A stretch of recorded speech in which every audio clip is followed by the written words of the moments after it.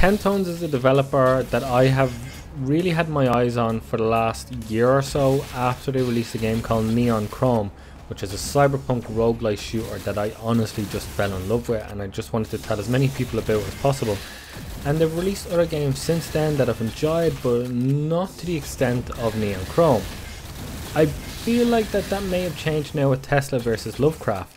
Its name may sort of give this indication of some Victorian story like Sherlock Holmes type thing, but believe me, it is a top-down shooter, which is basically, it's all balls to the wall is probably the best way to put it, as dozens upon dozens of Lovecraftian horrors come running at you.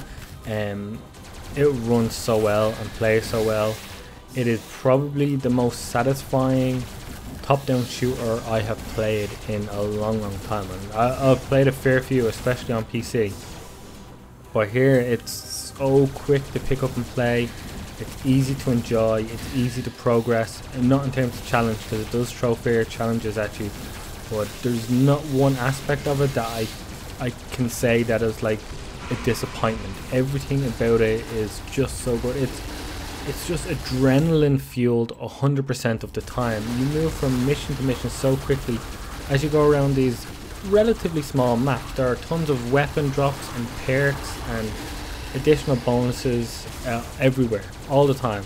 And you level up each time. You start at level 1 and very quickly you get all the way from 1 to maybe 7, 8, 9, 10 within 2 or 3 minutes. And each time you level up, you have a chance to add a perk. It could be something as like your weapon damage goes up, your movement speed, or even stuff like more drops happen on the map, or you are surrounded by a radiation that will damage enemies when they get close to you. There's just so much variety to the gameplay, I feel, and it happens all so quickly.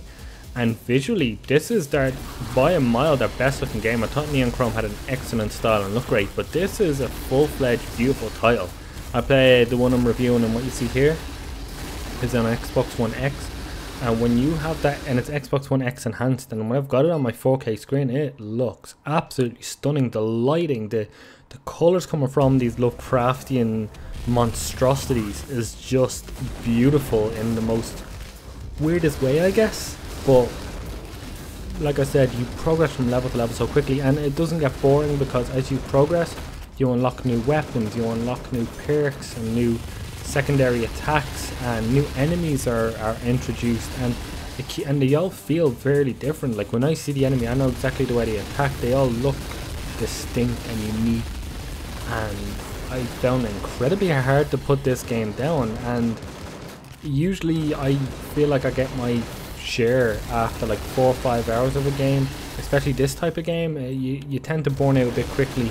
Well, I do in top-down shooters. I have not burned out whatsoever in this game, and I can be honest with you when I say, when I finish doing this review and the video goes up and all that, I'm definitely returning to this game. I am 100% going to do everything I can and unlock all achievements, which I haven't felt like in a game in a long time.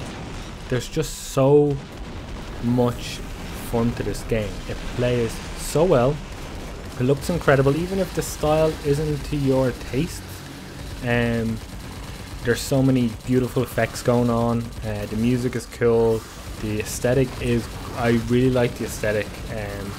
But yeah, I don't have enough good things to say about Tesla versus Lovecraft, other than if you're in the mood for a fun arcade style shooter, you're probably not going to find a better one on the market that released in recent times.